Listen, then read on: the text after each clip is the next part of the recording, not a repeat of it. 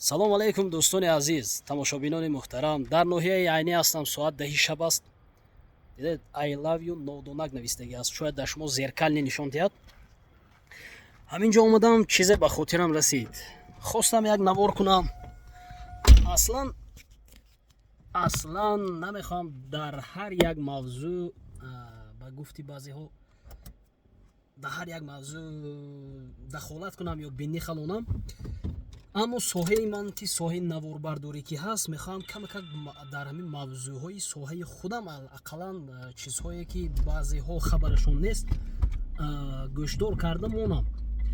ва имрӯза мавзӯе ки ман хостам пешкаши шумо гардонам, аввал як чизро бояд қайд кунам. Бисёриҳо мегӯянд ки ту барои чӣ инқадар бисёр реклама ман наворбардор гуфтам мегирӣ, реклама бисёр мекунӣ.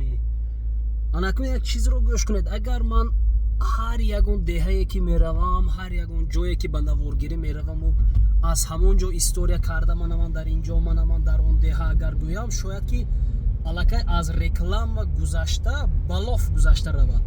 лофа медонед, муҳобот мегӯянд, намедонам баъзеҳо. Умуман ҳамин хел аст. Реклама ба дараҷаи олеш гузашта равад гӯем. аммо ман ин корро намекунам. ҳамон рекламаҳое ки мекунам ҳоло камаш аст. мана шукри худо ҳафтаи гузашта дар будам. ин ҳафтаам дар ноҳияи айни тӯй дорам. умуман чӣ гуфтанӣ ҳастам? Як ҷаҳон ташаккур ки ба мо бовар мекунед ва тӯйҳои худро ба мо месупоред ки мо хизмат карда бошем. албатта кор бекамбудӣ намешавад. он қадар ба дараҷаи олӣ навор нагирем ҳам як ҷаҳон ташаккур. ва имрӯз мехостам дар як мавзӯъ суҳбат кунам. баъзан вақт дар баъзе ҳолатҳо, дар баъзе тӯйҳо, танҳо тӯйҳои дар деҳот мешударо ман дар назар дорам, шаҳрро не. аз хавотирӣ дар базмҳо, дар маъракаҳои занона гӯем, баъзе шахсое ки дар телефонҳо ба навор мегиранд, ҳамонҳоро манъ мекунанд. Нагир ба чӣ мақсад манъ мекунанд? кӯдаконро, духтаронро ё писаронро манъ мекунанд, намегузоранд ки ба навор гиранд. мақсадашон ин аст ки дар сомонаҳои интернетӣ пахш накунанд, гӯё ба фикру ақидаи худашон шарманда нашаванд, ё ин ки рақсу бозиҳои онҳоро дигарон падилитса накунанд. ин мавзӯъ дуруст аст. аслан гирем, агар дар асл гирем, ҳамин кори дуруст аст ки набояд ки дар телефонҳо гирифтаву ҳамин мавзӯъ дар деҳот камакак нозуктар ки ҳаст, аслан гирем дуруст аст. аммо ман ҳамчун як мутахассиси ҳамин соҳа, ҳамун шахсе ки дар ҳамин соҳа бисёр кор кардааму бисёр корафтода шудаам, ба шумо як чизро мегӯям. ба манъ карданҳо шумо пеши садди роҳи ин чизро гирифтан наметавонед. ягон вақт, ягон ҳолат.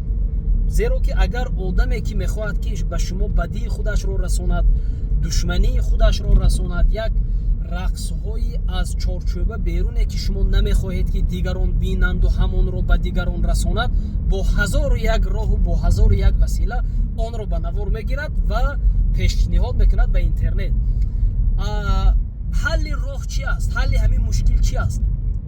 ҳалли ин ҳамин чиз аст ки вақте ки шумо рақсу бозӣ мекунед, вақте ки шумо ягон сухан мегӯед дар ҷои ҷамъиятӣ, вақте ки шумо ягон рафтор мекунед, шумо аз мадди назаратон берун накунед ки шуморо ба навор гирифта истодаанд.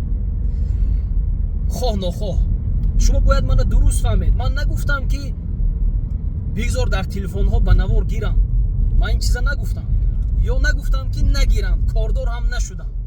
ман аслан дар ин чиз умуман кордор нестам. аммо ҳамун фикру ақидае ки шумо доред ки мегӯед ки ба телефонҳо навор нагиред, набояд интернет барояд, ин чиза шумо пеши роҳаша гирифтан наметонед.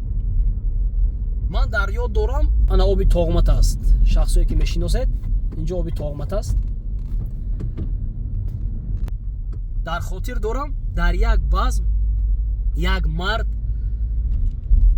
дар деҳаи худи мо ки дашти қозӣ аст, бисёриҳо манъ мекунанд, дар микрофонҳо мебароянд, манъ мекунанд, дар телефонҳо навор нагиред, чӣ дар кор ҳамин занҳоро дар тамоми интернетҳо партофтан мегӯянд, пешгирӣ мекунанд, гап мезананд, танқид мекунанд. аммо гуфтам ку унҷа омма ки ҳаст, хоҳ нохоҳ кӯдак аст, духтар аст, занак аст, ба навор мегирад. ин чиза пеша гирифтан номумкин аст. ба ҳамин хотир дар як базм дар хотирам ҳаст, як мард вақто ки ман мекарду як духтарча дар чашмош айнак буд, агар хато накунам намедонам чашмаш оҷиз будааст чӣ будааст. вақте ки дар телефон навор мегирифт, ҳатто бепурсиш бепошпош омаду як марди калон сол омаду аз ҷаҳл ҳамун телефона гирифта дар замин зад, телефон титу пит шуд.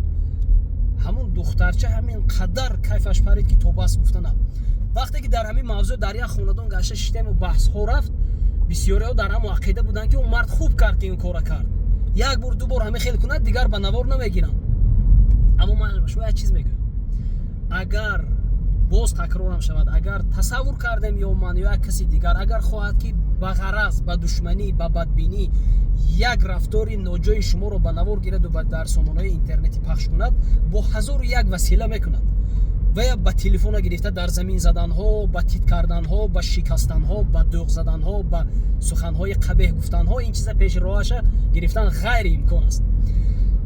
ягона роҳ ҳамин аст ки ҳар вақто ки шумо чӣ рафторе ки мекунед, донед ки шуморо ба навор гирифта истодаанд. аз чорчӯбае ки шумо намехоҳед ки шуморо дар тамоми ҷо дидаву чӣ кунанд, худдорӣ мекунеду халос. баъд як чизи дигар, шояд ки аз ин мавзӯъ фориғ ҳам бошад, дар баъзе базмҳои духтарҳо ё ҳамсинфҳо вақте ки дар як хонадон мешинанд, баъзе апаҳову хоҳарҳои мо намехоҳанд ки рақс кардани онҳоро бо як ҳамсинфи писар ё дӯст писар, намедонам, як дӯст, рафиқ, ҳамкор, умуман ҳар чизе ки ҳаст, шавҳар бинад ё бародар бинад, намехоҳанд ки бинад, аммо ҳамун корро мекунанд. ва бозам мебиёем ба ҳамин сари мавзӯе ки ман мекунам ки дар телефонҳо нагиред.